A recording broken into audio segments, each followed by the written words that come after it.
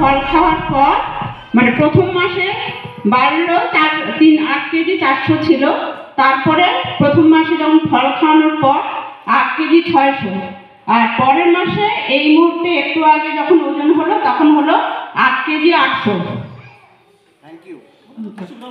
হ্যাঁ, আর 200 গ্রাম হলে হলুদে যাবে। একটু হাততালি দেন।